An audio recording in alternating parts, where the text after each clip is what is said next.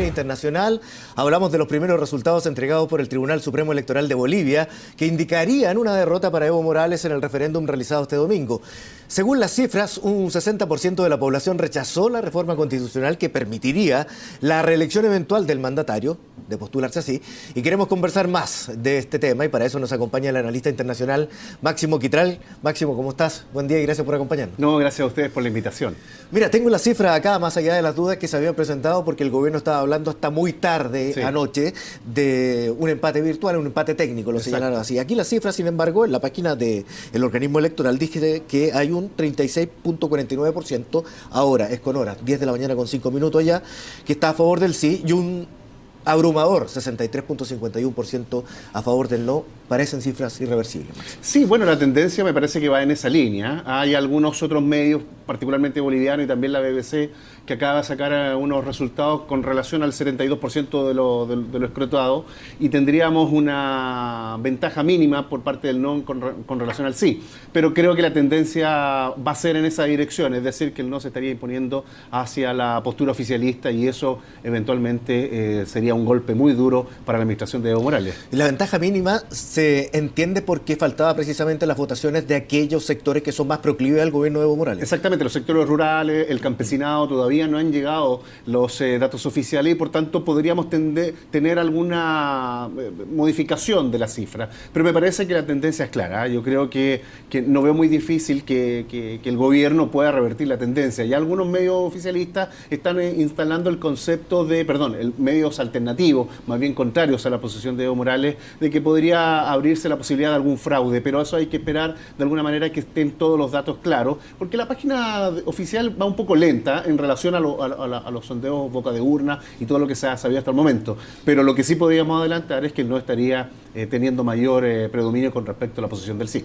Bueno, ahora lo más importante de esto es entender, no solamente para los bolivianos, sino también en materia internacional, qué significa una eventual derrota, la primera grande que sufre Evo Morales, porque se dice que el 2015 había perdido también algunos escaños de sus partidarios en las elecciones, pero esto significa un revés para un gobierno que se alzaba con una mejora en el trato, por supuesto, con el mundo indígena, que es vitalmente importante en Bolivia, una cuestión que no había ocurrido en su historia, de acuerdo a los relatos que se han hecho, una mejora económica tremenda también, y un posicionamiento del país internacionalmente distinto al que había vivido internacionalmente. Eso sin contar que en materia política es el primer periodo de tanta estabilidad en uno de los países más inestables políticamente en el continente. Sí, muy buenos datos, porque además, para entender un poco, Bolivia hace mucho rato que no tenía una estabilidad democrática como la que se viene sosteniendo con el proceso de Morales.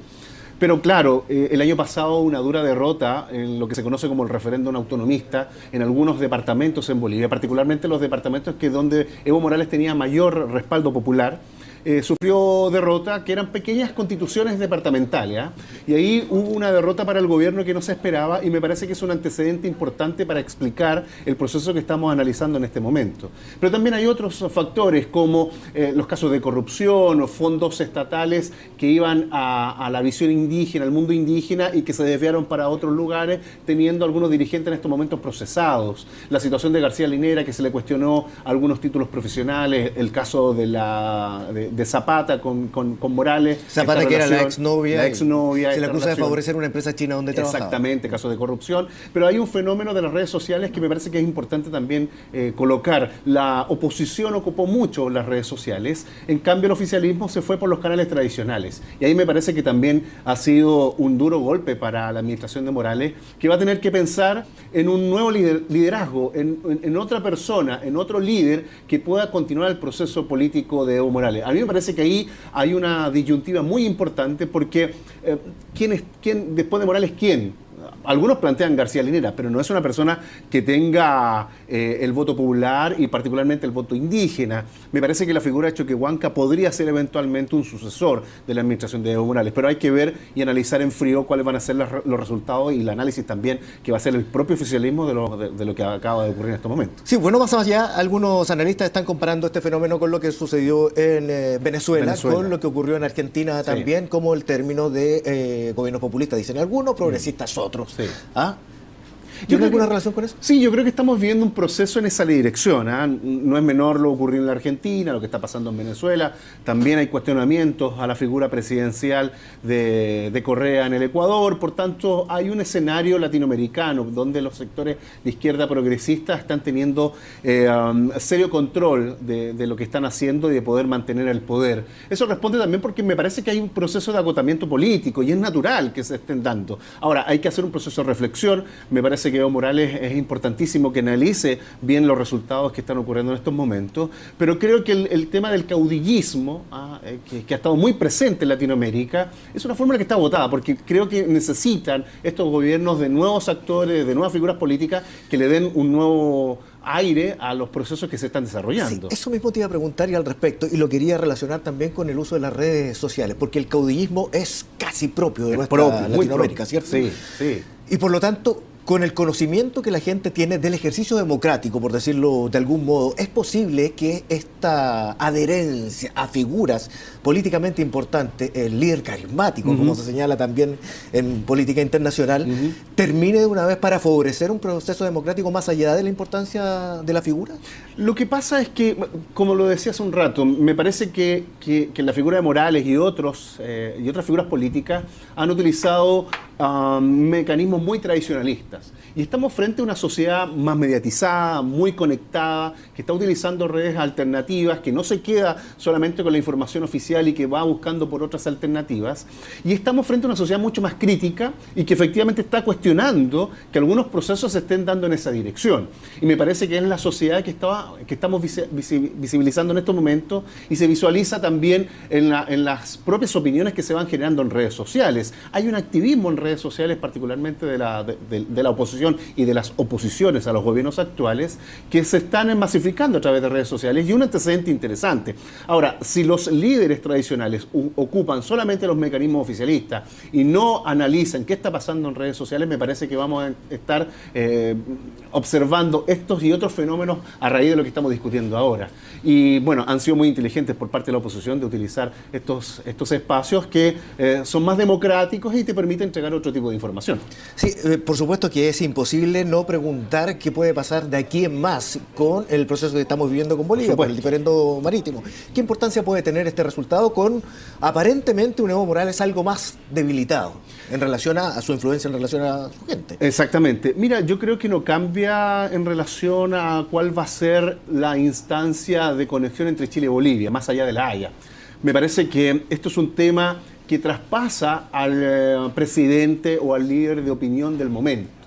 Ya, no solo en el caso boliviano, ojo, yo también lo analizo desde el punto de vista de Perú, porque hay un emotivismo, hay una sensación de conseguir algo con Chile, de aspirar a posiciones truncadas por parte de las políticas chilenas que han mantenido la lógica negacionista, de decir no tenemos nada que discutir y conversar con Bolivia. Eso traspasa a Evo Morales, traspasa a García Linera, traspasa a Mesa. Por tanto, el próximo presidente o aquel que asuma la conducción del país va a tener intención también de insistir con el acceso soberano al Pacífico. O sea, el eventual quiebre que se pudo haber producido con Carlos Mesa, que era el vocero también de la causa boliviana internacionalmente, precisamente por este proceso electoral, no va a tener ninguna influencia en la relación. Yo creo que no. Con Chile por el tema marítimo. Exacto, el análisis tiene que ser muy distinto, sobre todo de nuestras autoridades y, por cierto, también de los medios de comunicación. La relación de Chile con Bolivia y la relación de Chile con Perú es bastante atípica. Siempre Perú y Bolivia van a buscar algún espacio de ir más allá del conflicto para instalar a Chile como un mal vecino, que no dialoga, que no es capaz de sentarse a conversar. Y eso hay que tenerlo presente. Por tanto, en la conducción y en las relaciones internacionales de Chile con los países vecinos tiene que predominar una posición de Estado, más allá de una posición de gobierno. Y eso tiene que entenderlo las autoridades, los diputados, los senadores, que hay que tener un manejo de las relaciones internacionales con estos países de mayor fondo y con mayor profundidad. Bueno, sin ir más allá, el expresidente Alejandro Toledo también, que se está postulando nuevamente a la presidencia, lo acaba de usar, yéndose a la frontera con Chile nuevamente, como un elemento político vigente y que da voto. Exacto, porque eso te permite mejorar tus indicadores de popularidad, también llegar a un segmento más duro de la población peruana y boliviana que no quiere nada con Chile y que permite de alguna manera levantar posiciones con respecto al resto de los candidatos. Y eso hay que tenerlo claro, lo van a utilizar los candidatos presidenciales, ya sea de Perú y de Bolivia, y eso tiene que estar incorporado, insisto, no solo en la política nuestra, sino que también los medios de comunicación que analicen de mejor forma cómo nos podemos relacionar y de alguna vez por todas tener una agenda de cooperación y de integración que permita inhibir estos espacios de conflicto permanente. Máximo, quiero volver atrás y preguntarte respecto al término de estos gobiernos de corte populista o progresista, como lo decíamos anteriormente, porque es abrupto en Venezuela, ¿cierto? Gana la Asamblea Nacional abruptamente una mayoría de oposición y lo mismo en Argentina, que cambia de gobierno. Pero las condiciones económicas, por lo menos, en Bolivia son distintas. Y por lo tanto, ¿se avisora también un cambio radical de gobierno o es posible que solamente la figura de Evo Morales, proyectándose hacia más allá como presidente de la República, sea lo único objetado en esta elección? Mira, las condiciones económicas, como tú bien lo señalas, son absolutamente distintas. Me parece que en el caso boliviano ha existido un manejo económico bien interesante, pero también América Latina en general va a entrar en un proceso de contracción porque los commodities, los recursos naturales ya no son un elemento tan importante para el mundo y eso ha significado un debilitamiento de las arcas fiscales. Lo está viviendo Chile, lo está viviendo Venezuela, lo está viviendo la Argentina y bueno, probablemente Ecuador y Bolivia también lo comiencen a percibir. Pero en Bolivia había una posibilidad de crecimiento mucho mayor porque era un país que estaba más atrasado del resto de los países y por tanto desde el punto de vista de la economía tenía mayor posibilidades de crecimiento. Ahora, eso me parece que le ha permitido hasta el momento a Evo Morales tener cierta estabilidad, no a diferencia de Venezuela y no a diferencia de la Argentina, que estaban pasando por procesos económicos muy complejos. Actualmente Venezuela, los indicadores de inflación ya no sabemos cómo están porque obviamente se han ido distorsionando bastante. Pero era cerca de un 200% en los primeros días del año. Exacto. Ahora, lo interesante es que, bueno, aún las arcas fiscales de Maduro le permitían asignar dinero para poder inhibir y aminorar los efectos que podrían tener esta inflación y esto alza en precio de los productos más demandados.